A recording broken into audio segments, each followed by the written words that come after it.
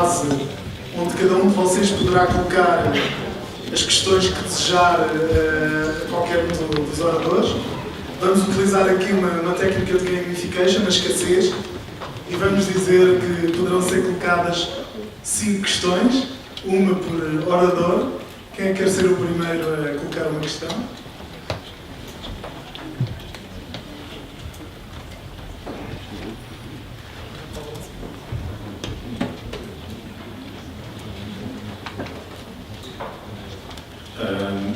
Bom, tem que ser só uma por orador. Tinha aqui várias questões, mas se calhar a mais interessante será talvez para o Gabriel. Acho que nós já tínhamos falado uma vez sobre isto. Falaste ali na tipificação dos utilizadores, da autotipificação dos alunos, e falaste da comparação com o seu comportamento numa realidade de jogo. Portanto, o perfil do jogador versus o perfil do aluno. Eu aí colava a questão também para o Jorge, porque o Jorge falou muito da tipificação versus o contexto, e ao tipificar os alunos como jogadores, até que ponto é que essa tipificação é representativa numa sala de aula, dado que o contexto é diferente. O próprio Bartle, quando fala dos player types, ele diz, atenção, toda a gente está a usar isto para gamification, mas isto é para jogos. Portanto, sendo um contexto diferente, a tipificação deve ser diferente. Portanto, se quiserem os dois partilhar a resposta. Não, acho que é para analisar por rádio. Posso começar? Nós, de facto, utilizámos os tipos de jogador, mas foi mais para nos ajudar na fase de predição. Na parte de classificar os alunos, utilizámos apenas a nossa taxonomia dos nossos 4 tipos de alunos.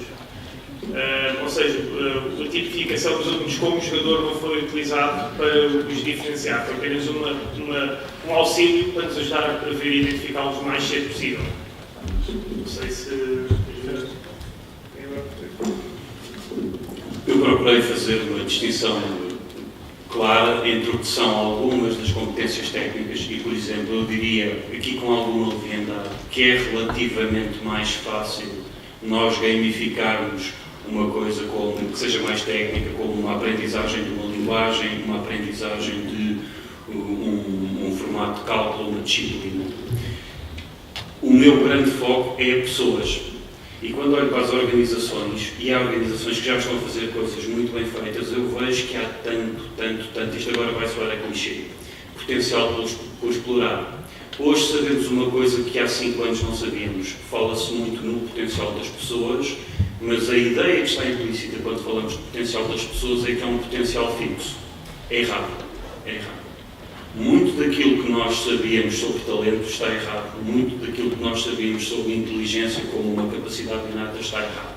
E, portanto, o meu foco é mais no indivíduo e como é que nas organizações, para além do desenvolvimento que é necessário para as pessoas serem mais competentes e serem mais produtivas, o que é que nós podemos fazer para tratar a pessoa como uma pessoa e para potenciar o seu florescimento. Portanto, é um complemento. E aí não há forma, temos de ter o contexto da empresa, temos de ter o contexto da unidade da empresa onde a pessoa trabalha, coisas simples como o que é que está pendurado na parede, obviamente, que estou a satirizar um pouco, mas o poder, aquilo que sabemos do ponto de vista psicológico de fenómenos que estão muito bem documentados hoje é tanto que eu não percebo como é que podemos deixar isto passar ao lado. Os exemplos que eu dei, um deles é de 1898, o outro é de 1966 e nós continuamos em 2016 a fazer como se nada disto tivesse passado para o conhecimento comum. E para mim isto é uma fonte de preocupação e uma oportunidade. Mais questões? Para o Manel não tomar conta do Alvin, por favor.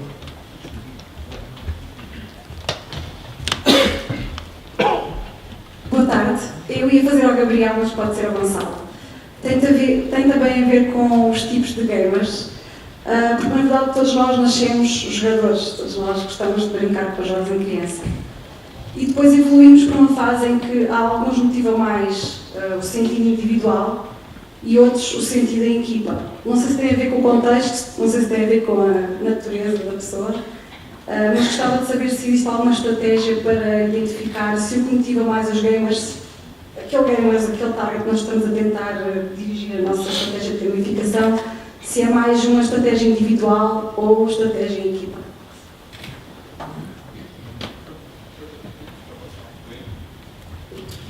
A resposta do consultor é sempre depende, não é? E depende muito do que é que nós pretendemos, não é? Há claramente hoje em dia o Jorge também falou nisso, o Ricardo também falou nisso, tem a ver com, há neste momento uma necessidade de libertar o potencial das pessoas. Nós estamos presos a um conjunto de modelos que nos foram ensinados e já percebemos que da cooperação, das necessidades individuais de cada um, nós temos é que libertar esse potencial dessas pessoas. E temos de tornar o colaborador visível. O que acontece nas organizações hoje em dia é que as pessoas fazem tarefas e ninguém as reconhece como tal. É mais algo mesmo. Então, o que é que a gamificação vai permitir é tornar visível o esforço de cada um e aparece ali aos olhos de toda a gente.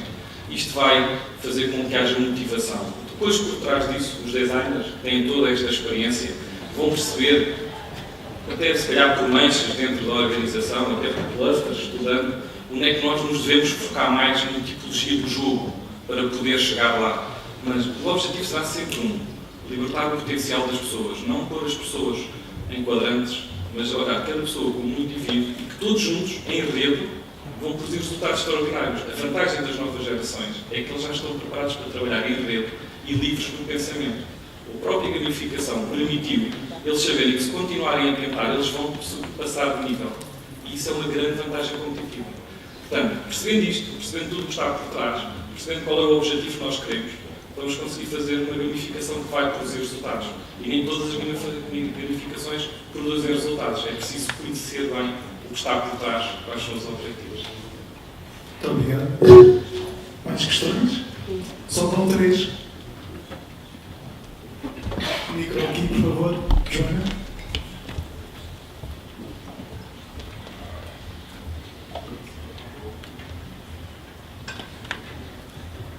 Levanta a luz.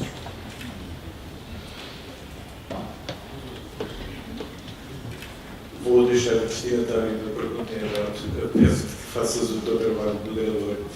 Foi dito por vários dos oradores que nem tudo é gamificável. De uma perspectiva muito de curiosidade aberta, se podem ser dados alguns exemplos pedagógicos daquilo que é menos apropriado em termos de modelo de negócio para ser gamificável. Então vou escolher o Paulo Aliano. Ora bem, é fácil gamificar dados objetivos. É fácil medir e atribuir pontos e medalhas, etc., a dados objetivos. É mais difícil gamificar dados subjetivos, impressões que as pessoas nos deixam. Eles existem objetivamente, podem ser gamificados, mas existem riscos associados a não ser fácil mesurar esses dados. Eu dou um exemplo. Quando nós temos uma equipa de vendedores, é fácil premiar os vendedores que objetivamente venderam mais. E é mais difícil descobrir a quem é que esses vendedores recorrem quando não sabem a resposta a uma pergunta. Quem é o verdadeiro líder entre eles quando alguém pergunta alguma coisa esotérica? Para quem é que eles viram imediatamente como sendo o perito, como sendo o líder entre eles? E é nessas áreas mais cinzentas que eu diria que a gamificação é mais complexa.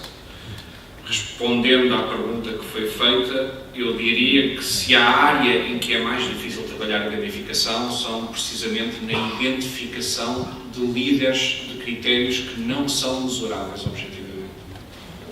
Ricardo, eu pedia para reforçares também a resposta e acho que o Jorge também depois quer dizer qualquer coisa, mas primeiro o Ricardo, por favor.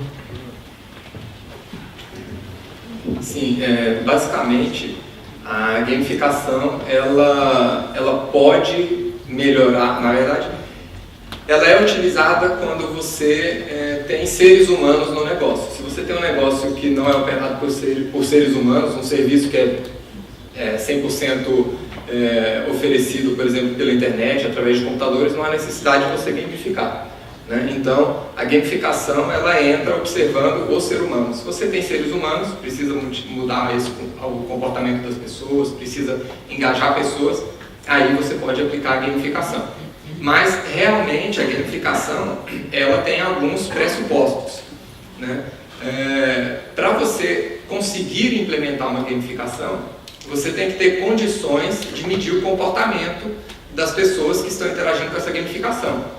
E você tem que ter também condições de dar feedback para essas pessoas. A gente vê isso muito presente nos jogos, né? Quando você está jogando qualquer que seja o jogo, você apertou um botão no joystick, aquela informação já foi registrada e você na tela do computador já tem o feedback relacionado com aquela sua ação, né? A gamificação ela funciona de uma forma muito semelhante. Você tem que ter condições de medir o que as pessoas estão fazendo, né, para poder, em cima dessa informação, dar feedback para as pessoas. Se você não tem condições de medir o comportamento das pessoas, vai ser muito difícil gamificar esse processo, essa situação, né? Então eu acho que só basicamente falando de outra forma a mesma coisa aqui. Eu acho que o Jorge, obrigado Ricardo, acho que o Jorge queria dizer alguma coisa em relação a esse assunto.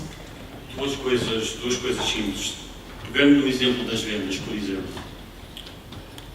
É fácil, se eu for um vendedor de seguros, eu sei se vendi o seguro ou não. Portanto, o mérito será com toda a equipa, que me ajuda, obviamente, mas o mérito de contacto com o cliente será meu. Se estivermos a falar de uma venda que é mais indireta, estou a lembrar, por exemplo, da indústria farmacêutica, onde eu trabalhei há alguns anos, é uma venda muito mais indireta. E há medidas, há métricas de venda, mas é uma venda mais indireta, porque o delegado fala com o médico e o médico depois é que vai prescrever e muitas vezes, vamos manter a conversa nestes termos, mas muitas vezes o delegado não faz ideia do que é que o médico anda a prescrever. Até porque o paciente depois pode ir aviar a receita num sítio completamente diferente. E muitas vezes, quando se fala disto, fala-se da lei dos grandes números, que é bom, mas as amostras são tão grandes que as diferenças ficam diluídas. Não ficam, ou melhor dizendo, podem não ficar. A verdade é que não temos uma forma fidedigna de saber quais são os vendedores que têm mais mérito. E eu digo isto porque eu estive na pele de um vendedor, felizmente as coisas correram bem a mim como correram a muita gente, mas em abono da verdade não vos posso dizer que eu não faço a menor ideia se eu fui um bom vendedor ou não. Tenho que ter a honestidade intelectual, saber que o processo em si é muito complexo e é difícil ter um feedback imediato. O outro ponto, nós andamos tanto a dar opiniões e feedbacks 360 e não nos apercebemos da quantidade de ruído que estas ferramentas estão a gerar. E, portanto, lá por acharmos que uma ferramenta é objetiva, não quer dizer que seja. E temos de olhar para isto com um espírito muito crítico e muito construtivo. Peguei apenas neste exemplo, mas há mais. Não sei se ajudei, portanto concordo com o que disse o Paulo e com o que disse o Ricardo. Era só para acrescentar mais estes dois exemplos concretos. Eu acho que é importante deixar claro aqui que a gamificação ela é uma ferramenta de negócio e em alguns negócios será necessário evoluir, mapear os processos do negócio. Em algumas situações o negócio precisa amadurecer para você aplicar a gamificação. Então eu acho que esse é outro ponto importante, né?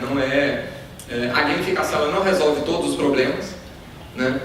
Por exemplo, se você quer engajar as pessoas em um treinamento, você precisa ter o treinamento, você precisa ter o conteúdo, você precisa ter o sistema. Se você quer engajar as pessoas a vender mais, você precisa ter um CRM, você precisa ter um software onde esses vendedores eles lançam as informações, e isso não é gamificação. A gamificação entra ajudando a engajar as pessoas a utilizar esse software que já existe, a engajar as pessoas, a motivar as pessoas a quererem estudar utilizando aquele sistema da escola ou da empresa que já existe. Então, a gamificação ela anda junto com outras ferramentas corporativas que a empresa utiliza, né? E em algumas empresas que não têm hoje condições, por exemplo, de medir, por exemplo, quantas vendas foram feitas, né? quantos cursos uma pessoa completou, ela vai precisar evoluir, né, se preparar para receber a gamificação, em algumas situações. Muito obrigado. Mais uma questão?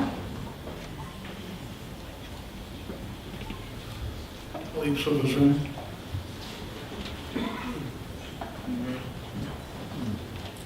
Boa tarde. Eu também vou deixar em aberto, até porque já todos os oradores tiveram a oportunidade de responder. Mas pegando na dicotomia da objetividade e da subjetividade daquilo que pode ser gamificado ou gamificável, como ultrapassar a desmotivação? Eu, quando jogava Catan Settlers, fazia game over, passava a minha conta e se a minha equipa não estivesse a ganhar e eu não estivesse satisfeita com os resultados. E se isso acontecer na gamificação, se eu enquanto parte de uma empresa não me sentir já motivado, seja por qual for o motivo, até pela subjetividade de uma das vertentes, o que é que acontece? Manter a chama do jogo acesa. Vamos deixar o Ricardo e depois quero ouvir mais uns intervenientes. Realmente é uma arte construir um bom projeto de gamificação. Respondendo a sua pergunta em duas partes. Primeiro, existem áreas de motivação que funcionam como recompensa para as pessoas. Existem áreas de motivação que a pessoa se sente bem, né, segundo aqueles estímulos. Por exemplo, a sensação de estar se desenvolvendo, a sensação de estar servindo como herói para a sociedade, a sensação de estar podendo utilizar a criatividade, funcionam de maneira positiva, né? Isso tem sido estudado pela psicologia, mas existem áreas de motivação que funcionam como punição. E nem por isso deixa de motivar as pessoas, né? Você tem a área de motivação do medo, da escassez, da imprevisibilidade, que funcionam estressando o indivíduo. Mas as pessoas, elas também respondem bem a esse tipo de estímulos, né? É claro que você tem, numa boa estratégia de gamificação, você não vai usar excessivamente esse tipo de estímulo, porque uma pessoa que, passado, por exemplo, 10 anos morrendo de medo de ser demitido, né, sob pressão, ela vai, né, vou ficar doente, pedir para sair. Mas, assim, em situações pontuais, funciona super bem, né? Agora, os estímulos mais positivos, a gente costuma utilizar para engajamento de longa duração. A gente quer fazer uma gamificação de funcionários e manter eles motivados ali durante 20 anos. A gente vai explorar mais essas motivações positivas, né?